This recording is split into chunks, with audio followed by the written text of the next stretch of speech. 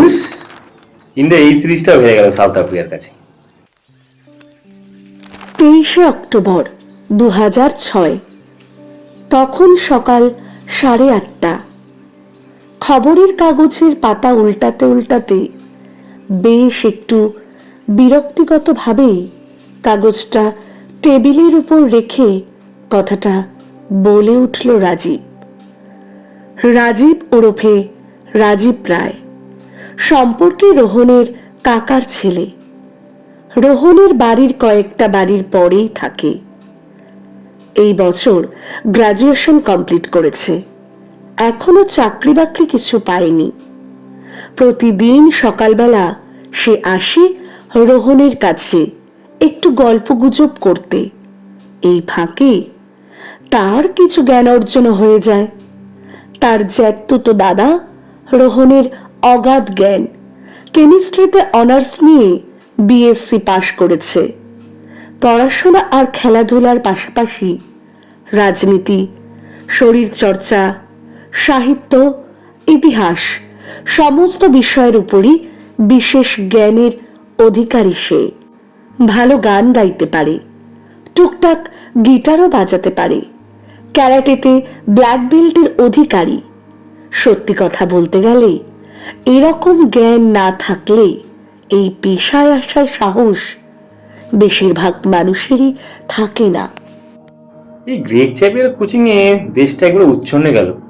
কত ভালো ভালো প্লেয়ার আছে টিমে, অথচ মাঠে নামলে দেখো কারো ব্যাটেই রান আসছে না, কেউ উইকেটও তুলতে পারছে না।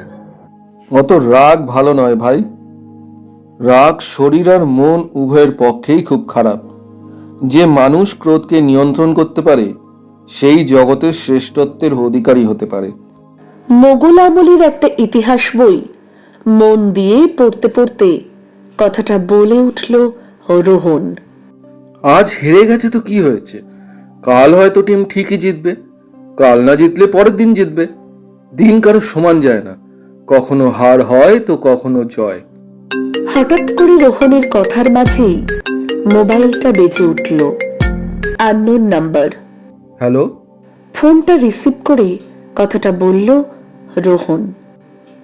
রোহনের পাশে বসে শুধু তার কথাটাই শুনতে পেল Rajiv. Yes, private investigator Rohan Roy speaking. হ্যাঁ বলুন। এখনই? ঠিক আছে, চলে আসুন। বাড়ির অ্যাড্রেসটা জানেন তো নিশ্চয়ই? ওকে ওকে। রোহন রায় কি অবনীবাবুর নাতিকে খুঁজে দিতে পারবে? টান টান উত্তেজনায় মোড়া রহস্যে ঘেরা গল্প অপহরণের ফাঁদে। কিশলয় অরিজিনালস পরিবেশিত, সায়ন রুদ্র রচিত এক নতুন ডিটেকটিভের আগমন আমাদের চ্যানেলে। ডিটেকটিভ রোহন সিরিজের প্রথম গল্প অপহরণের ফাঁদে।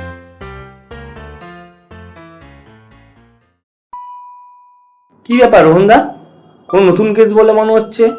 কলটা কেটে দেওয়ার পর রোহনকে কথাটা বলল রাজীব।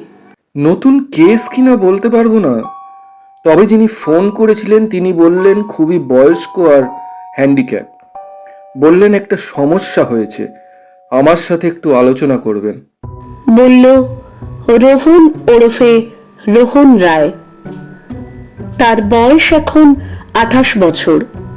সুদর্শন চেহারা, উচ্চতা প্রায় 6 ফুটের কাছাকাছি। বিএসসি পাশ করার পর এখন একটা ডিটেকটিভ এজেন্সি খুলে বসেছে। তার বাবা অমিত রায় ছিলেন কলকাতা লালবাজার থানার একজন অফিসার। সেই সুবাদেই হয়তো রহস্য জগতের প্রতি বেশ একটু আকৃষ্ট হয়ে পড়েছে। তার সাথে পড়েছে অসংখ্য গোয়েন্দা গল্পের বই, যার মধ্যে ফেলুদা, ব্যোমকেশ, কিরিটি ছাড়াও রয়েছে শার্লক হোমস, এডগার এলান পোর মতন বিদেশি গোয়েন্দার বইও। আর তার থেকেই তার শখ জাগে নিজেও একজন গোয়েন্দা হয়ে ওঠার। 3 বছর আগে হঠাৎ করে হার্ট অ্যাটাকে মৃত্যু হয় তার বাবার। খুব ছোটবেলায় রোহনের যখন 5 বছর বয়স ছিল, তখনই রোহনের মা ক্যান্সারে আক্রান্ত হয়ে মারা যান। তারপর তার বাবা দ্বিতীয়বার আর বিবাহ করেননি। অমিতবাবুই নিজে কোলেপিঠে করে মানুষ করেছিলেন রোহনকে।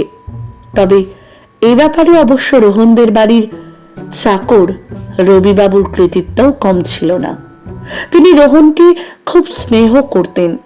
প্রায় 30 বছর হয়ে গেল তিনি এ বাড়িতে কাজ করছেন। এই বাড়ির মায়ায় এতটাই জড়িয়ে গেছেন যে রোহনকে ছেড়ে আর এ বাড়ি ছেড়ে কোথাও যাওয়ার কথা তিনি কখনো স্বপ্নেও ভাবতে পারেন না।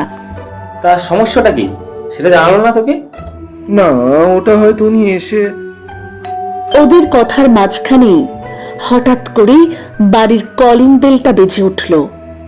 এত সকালবেলা আবার কে এলো?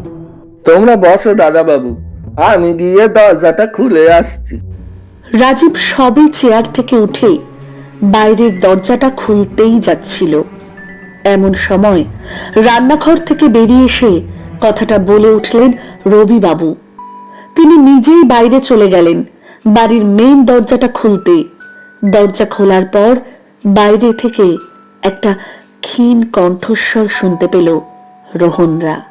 নমস্কার, বলছিলাম রোহন বাবুর বাড়ি তো এটাই, উনি বাড়িতে আছেন নিশ্চয়ই?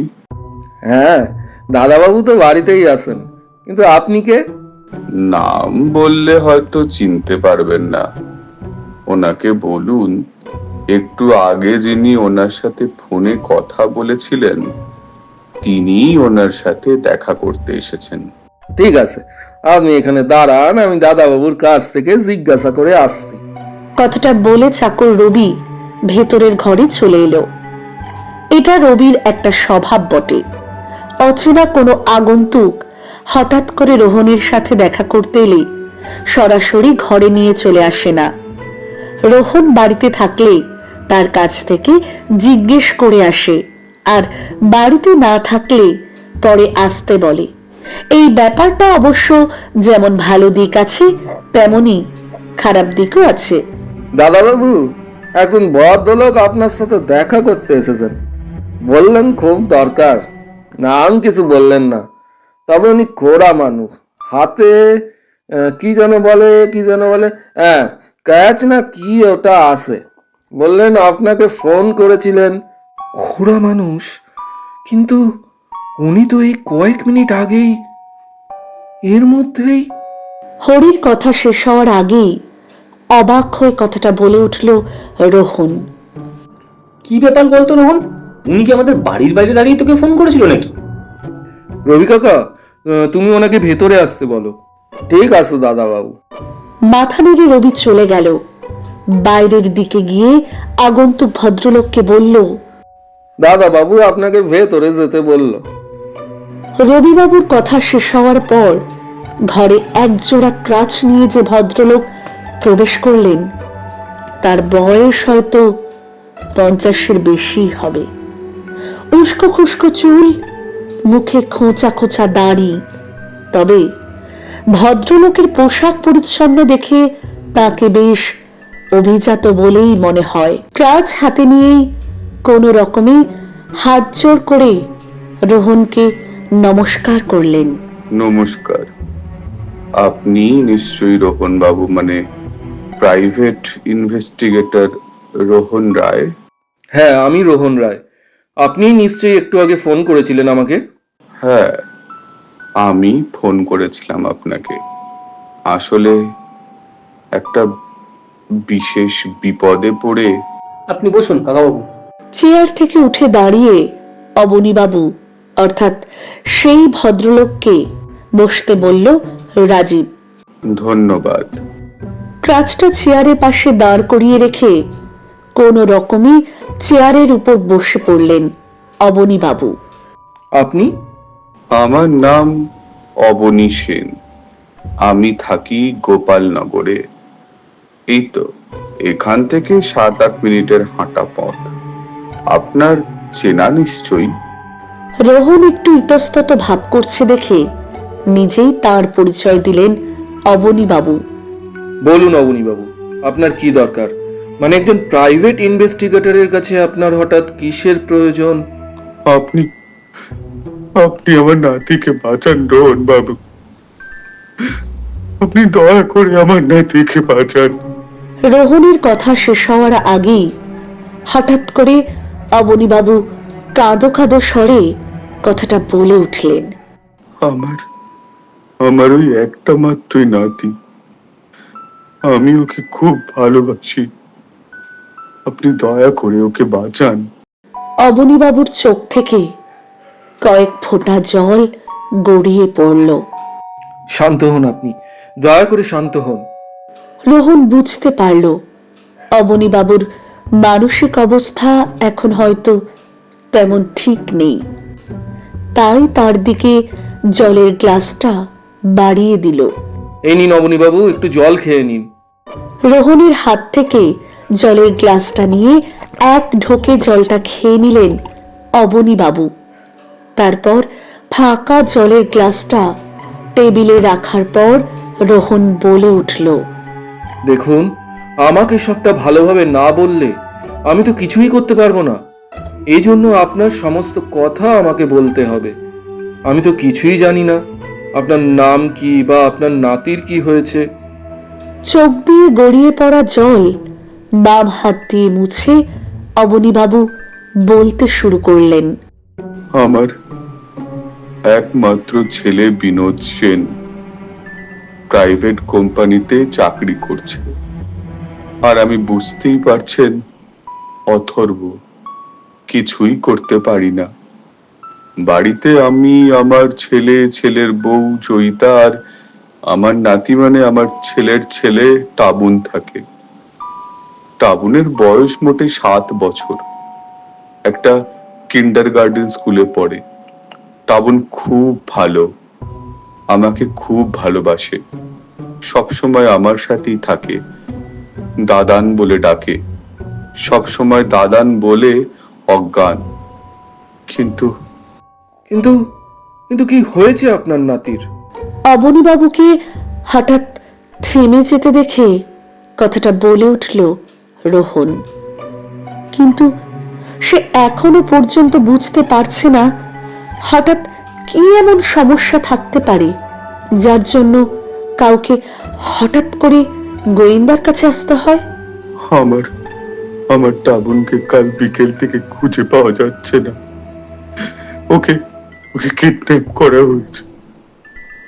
কিডন্যাপাররা বলেছে ওকে আবার ফিরে পেতে গেলে 30 লক্ষ টাকা মুক্তিপণ দিতে হবে ওদেরকে, না হলে ওরা টাবুনকে ছাড়বে না। এতক্ষণে ব্যাপারটা পরিষ্কার হলো রোহনের কাছে। অবনীবাবুকে শান্ত করার জন্য সে বলল, আপনি কোনো চিন্তা করবেন না অবনীবাবু, লোকাল থানার ওসি সুরেশ মিত্র আমার বিশেষ পরিচিত। ওকে? না না, পুলিশে বলবেন না, দয়া করে পুলিশে বলবেন না রোহন বাবু। রোহনের কথা শেষ হওয়ার আগেই তাকে কথাটা বললেন অবনীবাবু। পুলিশে বললে ওরা বলেছে টাবুনকে মেরে ফেলে দেবে। টাবুন আমার একমাত্র নাতি, আমি চাই না রোহন বাবু ওর কোনো ক্ষতি হোক। তবে আমি এখানে আপনাকে কি সাহায্য করতে পারি বলুন? রোহনের যে এখন খানিকটা অস্বস্তি হচ্ছে না তা নয়, ভদ্রলোক যে কি চান আর কি জন্যই বা তিনি এসেছেন তার কাছে, তার কিছুই সে বুঝতে পারছে না।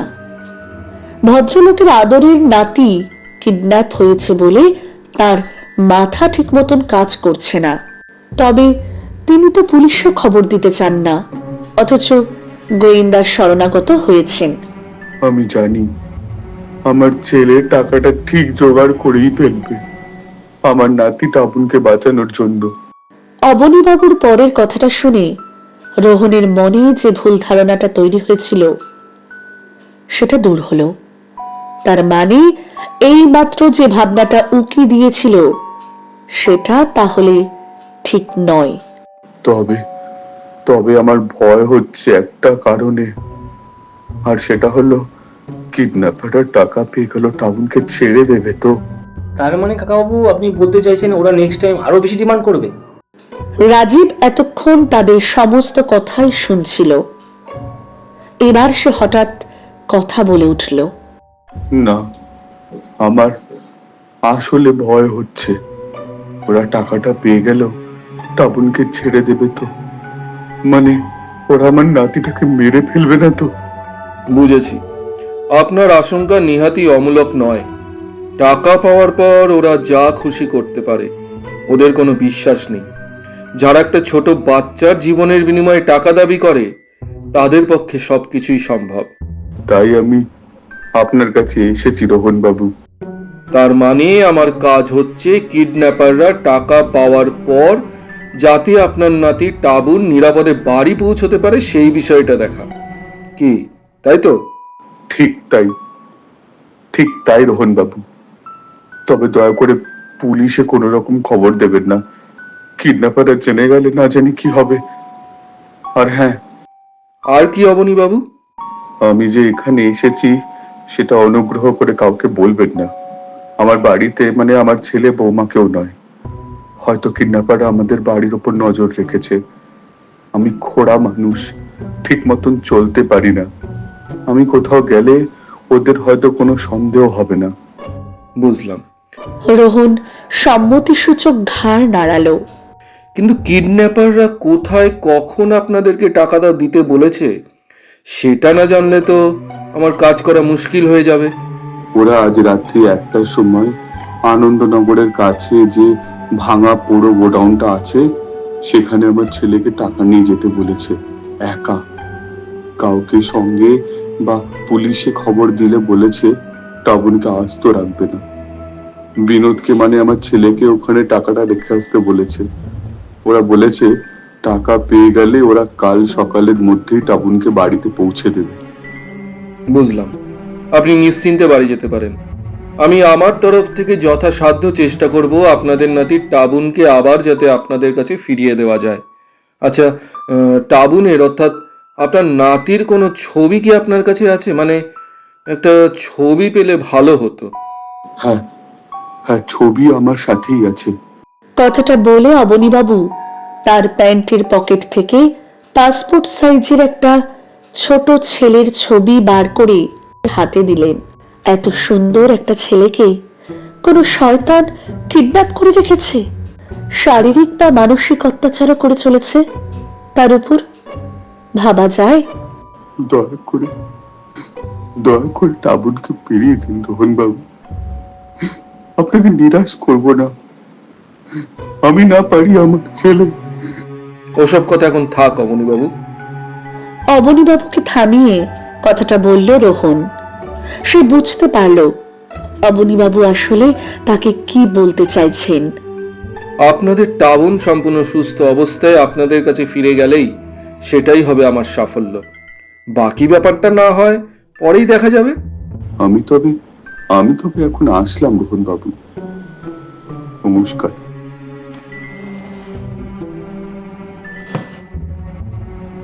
অবনীবাবু চলে গেলেন। তিনি চলে যাওয়ার পর রাজীব রোহনকে জিজ্ঞেস করল, কিরে, কেসটা তো নিয়ে নিলি, এখন কি করবি বলে ভাবছিস? একবার সুরেশ বাবুকে ব্যাপারটা জানাতে হবে। সুরেশ বাবু? কিন্তু উনি যে... ব্যাপারটা বোঝার চেষ্টা কর রাজীব। এটা একটা কিডন্যাপিং এর কেস, যেটা পুলিশের সাহায্য ছাড়া আমাদের সলভ করাটা উচিত নয়। আর তাছাড়া যেখানে একটা বাচ্চা ছেলে ব্যাপারটাতে জড়িয়ে রয়েছে, তখন তার ভালো মন্দের বিষয়টাও দেখা আমাদের দায়িত্বের মধ্যেই পড়ে। গোপালনগরে বিনোদবাবুর বাড়িতে এখন শোকের ছায়া। বিনোদবাবুর স্ত্রী জয়িতা তার ঘরে বসে অঝোর ধারায় কাঁদছে। তার পাশে বসে তাকে শান্ত করার চেষ্টা করে চলেছে প্রতিবেশী জয়ন্তবাবুর স্ত্রী সুতপা। কেঁদো না জয়িতা, কেঁদো না। তুমি দেখবে আমাদের টাবুন ঠিক ফিরে আসবে। হ্যাঁ, আবার স্কুল থেকে ফিরে মা বলে ঝাঁপিয়ে পড়বে তোমার কোলে, আগের মতন। তাই যেন হয় সুতপা, আমার টাবুন সোনা যেন আবার ফিরে আসে আমার কাছে। বলছি, টাকার কোনো ব্যবস্থা করতে পারলি? ঘরের এক কোণে চুপ করে দাঁড়িয়ে থাকা বিনোদকে কথাটা বলল জয়ন্ত। হ্যাঁ, আজ ব্যাংক থেকে টাকাটা তুলবো, যে করেই হোক টাকার ব্যবস্থা তো করতেই হবে। জয়ন্ত সুতপার দিকে একটু ইশারা করতে সুতপা তার ব্যাগ থেকে একটা গয়নার বাক্স বার করে জয়িতার দিকে এগিয়ে দিল। এগুলো কি? সুতপার হাতে বাক্সটা দেখে অবাক হয়ে তাকে জিজ্ঞাসা করলো জয়িতা। এখানে আমার কিছু গয়না আছে, এগুলো তুমি নাও জয়িতা, এগুলো তুমি নাও। এগুলো বিক্রি করলে হয়তো 3-4 লাখ টাকা পাওয়া যেতে পারে। কিন্তু এগুলো কোনো কিন্তু করো না জয়িতা, টাবুন তো আমাদের ছেলের মতনই, তাই না বলো? অবাক হয়ে সুতপাকে কিছু একটা বলতে যাচ্ছিল জয়িতা, কিন্তু তার আগেই কথাটা বলে উঠল সুতপা। জানি না ভগবানের কি অভিশাপ পড়েছিল আমাদের উপর যে আমাদের কোনোদিন কোনো সন্তান তিনি দিলেন না। টাবুনকে আমরা আমাদের নিজের ছেলের মতনই ভালোবাসতাম। আজ আজ টাবুনের এই বিপদে যদি আমরা তার জন্য সামান্য কিছু করতে পারি, তবে তবে আমরা খুব আনন্দ পাব। দয়া করে তুমি এটা না করো না জয়িতা। জয়িতা একবার বিনোদের দিকে তাকাতে বিনোদ ইশারাতে তাকে গয়নার বাক্সটা নিতে বলল। এই সময় তার পক্ষে এতগুলো টাকা জোগাড় করা সত্যি বড় কষ্টসাধ্য ব্যাপার, তাই সে আর বারণ করল না। তোমাকে যে কি বলে ধন্যবাদ জানাবো সুতপা। গয়নার বাক্সটা নিয়ে খুশি হয়ে কথাটা বলল জয়িতা। সামর্থ্য থাকলে পুরো টাকাটাই আমি দিতাম, ও তো আমারও ছেলে। এখন ভালোই ভালোই ও বাড়ি ফিরে আসুক, এটুকুই প্রার্থনা করি ভগবানের কাছে। আজকে যদি থাকতে পারতাম তাহলে খুবই ভালো হতো, কিন্তু তুই তো জানিস চেন্নাইতে আমি একটা চাকরি পেয়েছি, আর আমার আর সুতপার আজই টিকিট কনফার্ম করা আছে। সন্ধেবেলাতেই বেরোতে হবে আমাদের, তাই ইচ্ছা থাকলেও তোদের পাশে আর আমরা থাকতে পারবো না। অত চিন্তা করিস না জয়ন্ত, কিডন্যাপাররা তো বলেছেই টাকাটা পেয়ে গেলেই ওরা টাবুনকে ছেড়ে দেবে, কাল সকালের মধ্যেই ওরা টাবুনকে বাড়ি পৌঁছে দেবে। আমরা তবে এখন আসলাম জয়িতা, ব্যাগপত্তর গোছানোর বাকি আছে। আর হ্যাঁ, টাবুন ভালো মতন বাড়ি ফিরে এলে আমাদের কিন্তু একবার জানিও, খুব চিন্তায় থাকবো আমরা। নিশ্চয়ই জানাবো। আর কান্নাকাটি একদম নয়, তুমি না মা, ছেলের মঙ্গলের জন্য তোমাকে সব সময় হাসি মুখে থাকতে হবে। চোখ মোছো। হাত দিয়ে জয়িতার চোখ মুছিয়ে দিল সুতপা। আবেগ সামলাতে না পেরে হঠাৎ ডুকরে কেঁদে উঠে জয়িতা জড়িয়ে ধরল সুতপাকে।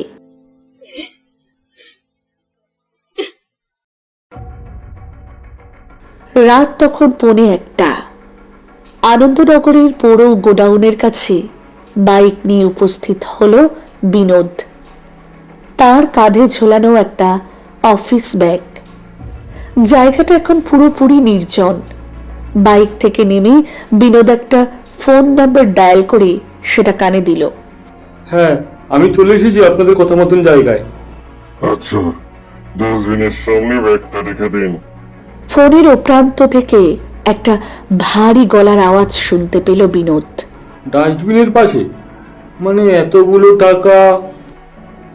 বেশি না বুকে যেটা বলছি সেটা করুন। একটু থতমত হয়ে কিছু একটা বলতে যাচ্ছিল বিনোদ, কিন্তু তার আগেই রীতিমতন ধমকের সুরে কথাটা বলে উঠল ও প্রান্তের লোকটা। ছেলেকে যদি অক্ষত পেতে চান তবে টাকার ব্যাগটা ওখানে রেখে চুপচাপ চলে যান। আপনার ছেলেকে ঠিক সময়ে বাড়ি পৌঁছে দেওয়ার দায়িত্ব আমাদের। ফোনটা কেটে গেল। বিনোদ আর কি করবে? বাধ্য হয়েই বিনোদ সেই টাকার ব্যাগটা ডাস্টবিনের পাশে রেখে আবার বাইকে স্টার্ট দিয়ে রওনা দিল বাড়ির পথে। বিনোদের বাড়ির অভিমুখে রওনা দেওয়ার কিছু সেকেন্ডের মধ্যেই পাশে লুকিয়ে থাকা একজন যুবক ডাস্টবিনের সামনে এসে সেই ব্যাগটা নিল। এরপর সে সেই গোডাউনের ভেতরে ঢুকে গেল। গোডাউনের ভেতরে ঢুকতেই পেছন থেকে একটা মহিলা কণ্ঠস্বর শুনতে পেল সেই যুবক। টাকাটা পেয়ে গেছিস? যুবক পেছনে তাকিয়ে দেখল সেখানে দাঁড়িয়ে আছে সুতপা, আর তার পাশে দাঁড়িয়ে আছে জয়ন্ত। হ্যাঁ দিদি, পেয়ে গেছি। মনে হচ্ছে পুরো টাকাটাই আছে। টাকার ব্যাগটা যুবকের হাত থেকে নিয়ে বলল সুতপা, এবার আমাদের সব ধার দেনা শোধ হয়ে যাবে।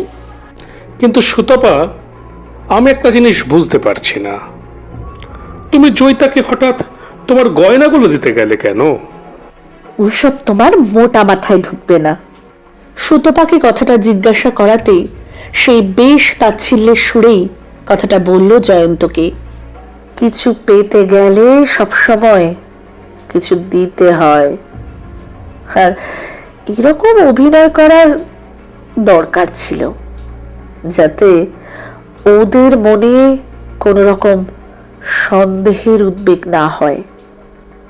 আমরা টাবুনের ব্যাপারে সবকিছু জানতাম, সুতরাং তাদের মনে কিছু সন্দেহ তো হতেই পারত, তাই না? সত্যি, ইউ আর গ্রেট। আমি ভাগ্যবান এমন একজন স্ত্রীকে পাশে পেয়েছি। দিদি, এবার তাহলে ছেলেটাকে ছেড়ে দেওয়ার ব্যবস্থা করি। ছেড়ে দিবে মানে? কোথাও ছাড়া হবে না ওকে। ভাই প্রীতমের কথাতে হঠাৎ করেই যেন অবাক হয়ে কথাটা বলল সুতপা। ছাড়বে না মানে? তাবনকে কি বাড়িতে পৌঁছে দেবে না? সুতপার কথাতে এবার জয়ন্ত বেশ একটু অবাক হয়ে গেল। জয়ন্ত, তোমার মাথাটা কি পুরোপুরি খারাপ হয়ে গেছে নাকি বলতো?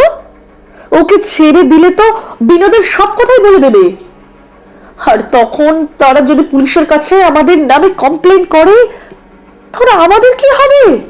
তখন আমাদের কি অবস্থা হবে একবার ভেবে দেখেছো?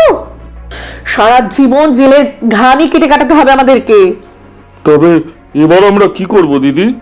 টাবুনকে আমরা ছেড়ে তো দেবই না, উল্টে ওকে মেরে ফেলার ব্যবস্থা করব। সে কি? এটা তুমি কি বলছো?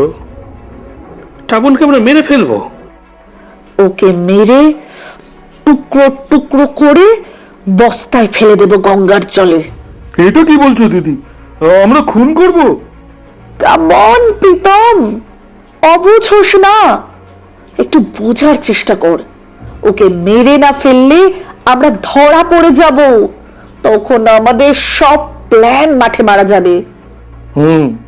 আমার মনে হয় সুতপা যেটা বলছে ঠিকই বলছে। আফটার অল ওর বুদ্ধিতেই তো আমরা এতগুলো টাকা হাতে পেলাম, সুতরাং এখন ওর কথা মতনই আমাদের কাজ করা উচিত। মনে রাখ প্রীতম, ও কিন্তু আমাদের কেউ হয় না, তাই ও বাঁচলো কি মরলো তাতে আমাদের কিচ্ছু আসে যায় না, বুঝেছিস? ভেতরের ঘরে তখন একটা চেয়ারের সাথে হাত পা আর মুখ বাঁধা অবস্থায় রয়েছে টাবুন। সেখানে এসে ঢুকলো প্রীতম। সে ঢুকে টাবুনের মুখ থেকে বাঁধনটা খুলে দিল। আমাকে ছেড়ে দাও না আঙ্কেল, আমি বাড়ি যাব, মায়ের কাছে যাব। কাঁদো কাঁদো মুখে প্রীতমকে মিনতি করে কথাটা বলল টাবুন।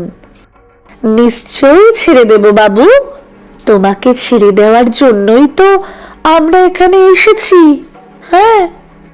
সে ঘরে ঢুকে কথাটা টাবুনকে বলল সুতপা। আন্টি তুমি?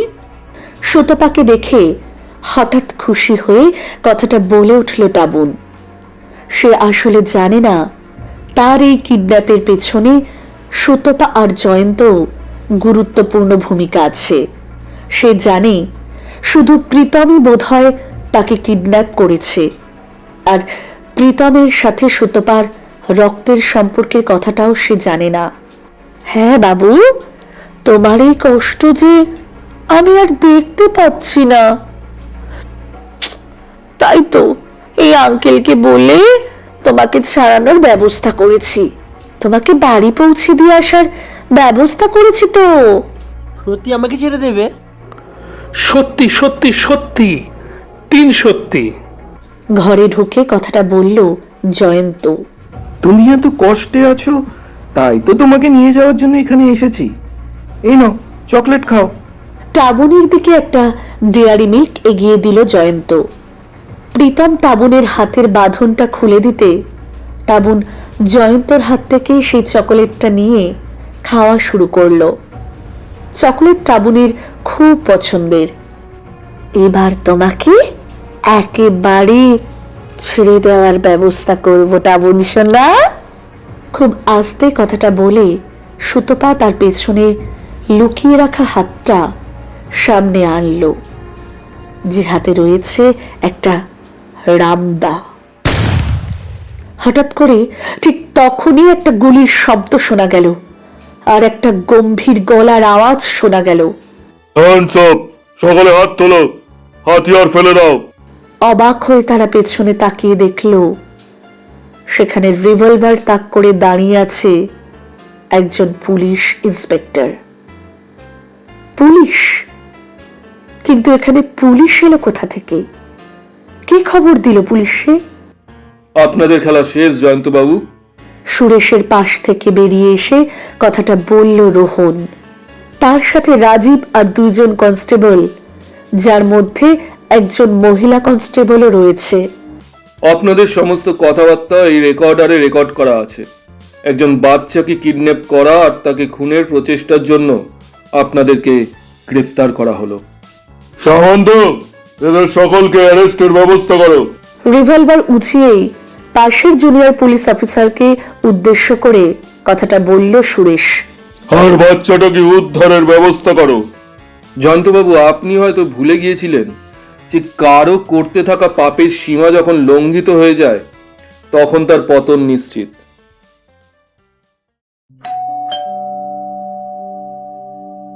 কলিং বেলের শব্দ শুনে দরজাটা খুলতেই আনন্দে জয়িতার কাছে দৌড়ে এলো টাবুন। মাম্মা মাম্মা, আমি ফিরে এসেছি মাম্মা। আমার টাবুন সোনা, তুই ফিরে এসেছিস সোনা আমার। তুই এখানে? তোর ট্রেন তো এখন ছেড়ে দেওয়ার কথা। আর এই কি, তোকে ওভাবে পুলিশ আটকে রেখেছে কেন? আর তোর বৌদিকেও? আর তোদের সাথে ছেলেটা কে? বিনোদবাবু, আপনার ছেলে টাবুনের কিডন্যাপিং এর পেছনে জয়ন্ত বাবু আর ওনার স্ত্রী সুতপা দেবী জড়িত। আর উনি হচ্ছেন মিসেস সুতপা দেবীর আপন ভাই প্রীতম বাবু, যিনি ওদের কথাতে কিডন্যাপ করেছিলেন আপনার ছেলে টাবুনকে। তার মানে আপনি বলতে চাইছেন? শুধু তাই নয়, ওরা টাকাটা পেয়ে যাওয়ার পরও আপনার ছেলে টাবুনকে মেরে ফেলার পরিকল্পনা করেছিল। ভাগ্যিস আমরা ঠিক সময় সেখানে পৌঁছতে পেরেছি, তাই প্রাণে বাঁচাতে পেরেছি আপনাদের ছেলেকে। ছি জয়ন্ত, ছি! তুই কি না? রাগে দুঃখে কথাটা জয়ন্তকে বলল বিনোদ। তোদের আমরা বিশ্বাস করতাম, আর তোরা শেষে এই দাম দিলি? যাই হোক বিনোদবাবু, আপনার ছেলেকে আমরা সম্পূর্ণ সুস্থভাবে আপনাদের কাছে ফিরিয়ে দিতে পেরেছি, এটাই আমাদের কাছে অনেক বড় প্রাপ্তি। আর এই নিন আপনাদের টাকাটা। টাকার ব্যাগটা বিনোদের দিকে বাড়িয়ে দিল রোহন। তবে সবকিছু শেষে ধন্যবাদটা কিন্তু অবনীবাবুরই প্রাপ্য। চিহ্ন দিয়ে আমাদের কাছে না আসতেন তবে তো আমরা কিছুই জানতে পারতাম না, আর অপরাধীকেও এত সহজে ধরতে পারতাম না। অমনিবাবু মানে? কার কথা বলছেন আপনি? অবনীবাবু মানে আপনার বাবা। তিনিই তো আজ সকালবেলা গিয়েছিলেন আমার কাছে, আমাকে অনুরোধ করলেন আপনাদের ছেলের জন্য। তা তিনি কোথায়? এখন ওনাকে দেখছি না তো। রোহনের কথা শুনে বিনোদ আর জয়িতা ওর মুখ চাওয়াচাওয়ি করল। তারা যে রোহনের কথা শুনে যথেষ্টই অবাক হয়েছে সেটা রোহনের সাথে সাথে সুরেশ আর রাজীবও বুঝতে পারল। আচ্ছা, আপনি যার কথা বলছেন তার চেহারা বিবরণটা একবার আমাকে বলতে পারবেন? চেহারা মানে? বিনোদের কথাতে রোহন বেশ একটু অবাকই হলো, কেননা বাবার চেহারার বিবরণ তার ছেলে কেন জানতে চাইছে। তবুও অবনীবাবুর চেহারার বিবরণ রোহন বলল বিনোদকে। বলছিলাম কি, আপনি একটু ভেতরে আসুন। আচ্ছা, আপনারা যার কথা বলছিলেন, দেখুন তো উনি কিনা। ঘরের একদিকের দেয়ালের দিকে তাকিয়ে কথাটা বলল বিনোদ। বিনোদের কথা মতন রোহন, রাজীব আর সুরেশ সেদিকে তাকালো। ঘরের দেওয়ালে অবনীবাবুর একটা বাঁধানো ফটো ফ্রেম টাঙানো আছে। হ্যাঁ, অবনীবাবুই বটে, কিন্তু ছবিটা দেখে রোহনের কেমন যেন খটকা হলো। তার ছবি এইভাবে ঘরের দেওয়ালে টাঙানো কেন? আর ছবিতে ওটা কি ঝুলছে? তবে রোহনের সন্দেহ দূর হলো বিনোদের পরের কথাতে। বাবা আজ 6 মাস আগে আমাদের ছেড়ে চলে গেছে। বিনোদের কথাতে এবার রোহনের সাথে সেখানে থাকা বাকিরাও অবাক হলো। 6 মাস আগে? তবে আজ সকালে যিনি এসেছিলেন আমাদের কাছে? ও ঠিকই বলেছে আপনাদেরকে স্যার। বাবা মানে আমার শ্বশুর মশাই আজ থেকে মাস 6 আগে হার্ট অ্যাটাকে মারা গিয়েছিলেন। জানি না আপনাদের কাছে কে গিয়েছিলেন আর তিনি কেনই বা আপনাদেরকে বাবার পরিচয় দিয়েছিলেন। রোহন জয়িতার কথার কোনো জবাব দিতে পারল না। তার নিজের কাছেই এই কথার কোনো উত্তর নেই। এই যেন এক নতুন রহস্য। আর কেউ নয়, হয়তো বাবাই গিয়েছিলেন আপনাদের কাছে। রোহনবাবু, বাবা জীবিত অবস্থাতেই আমাদের টামনকে খুব ভালোবাসেন, তাই মারা যাওয়ার পরেও তিনি সেই মা কাটিয়ে উঠতে পারেননি। তাই ভালোবাসার টানেই তিনি গিয়েছিলেন আপনাদের কাছে, আপনার কাছে মিনতি করেছিলেন টাউনের জন্য। হয়তো তাই হবে, কিন্তু বিনোদবাবু, আপনি আমার নাম জানলেন কিভাবে? মানে আপনি আমাকে চেনেন? আপনার মতন সুনামধন্য গোয়েন্দাকে কে না চেনে রোহনবাবু? সেই কারণেই হয়তো বাবা আপনার কাছে গিয়েছিলেন, হয়তো তিনিই আপনার উপর ভরসা করেছিলেন। আপনারা একটু ভেতরে আসুন, আপনাদের একটা জিনিস দেখাই। রোহনদের ভেতরের ঘরে ডেকে নিয়ে গেল বিনোদ। ঘরের ভেতরে গিয়ে বিনোদ রোহনকে বলল, এটা দেখুন, বাবা মারা যাওয়ার পর এই জিনিসটাকে এখনো আমরা রেখে দিয়েছিলাম বাবার স্মৃতিচিহ্ন হিসেবে। রোহন তাকিয়ে দেখল ঘরের কোণে একটা ক্র্যাচ দাঁড় করিয়ে রাখা আছে। অনেক দিন অব্যবহৃত হওয়ার কারণে সেখানে পুরো ধুলো জমেছে। ক্র্যাচটা দেখে চিনতে পারল রোহন আর রাজীব। এটা নিয়েই তো অবনীবাবু সকালবেলা গিয়েছিলেন তার কাছে। ক্র্যাচটার দিকে এগিয়ে গেল রোহন। এ যেন এক অদ্ভুত রহস্য। এতদিন অনেক রহস্যের সমাধানই সে করেছে, কিন্তু অবনীবাবু মারা যাওয়ার পরও কিভাবে তার কাছে তিনি যেতে পারেন, সে রহস্যের সমাধান হয়তো সে কোনো দিনও খুঁজে পাবে না। শুনছিলেন সায়ন রুদ্র রচিত ডিটেকটিভ রোহন সিরিজের প্রথম গল্প অপহরণের ফাঁদে। এই গল্পে যারা কণ্ঠ দিয়েছেন তাদের নামগুলো একবার জেনে নি। কথক ও সুতপার ভূমিকায় আরজে প্রান্তিকা, রাজীবের ভূমিকায় দীপঙ্কর, রবি কাকুর ভূমিকায় অয়ন, অবনীবাবুর ভূমিকায় নিলয়, জয়িতার ভূমিকায় সঙ্গীতা, জয়ন্তর ভূমিকায় রাজাদিত্য, বিনোদের ভূমিকায় দীপঙ্কর, প্রীতম ও সুরেশ বা পুলিশ ইন্সপেক্টরের ভূমিকায় অয়ন, টাবনের ভূমিকায় উজ্জ্বল, রোহন রায়ের ভূমিকায় অয়ন। আমাদের সাথে জুড়ে থাকুন ফেসবুক এবং ইনস্টাগ্রামেও, লিঙ্ক ডেসক্রিপশনে। নিজেদের গল্প পাঠান ডেসক্রিপশনে দেওয়া আমাদের মেল আইডিতে। ধন্যবাদ। আরও অনেক কৌতুক, রহস্য, ভৌতিক, অলৌকিক, অরিজিনালস গল্প আমরা আপনাদের শোনাবার জন্য প্রস্তুত। আজকের মতন বিদায়।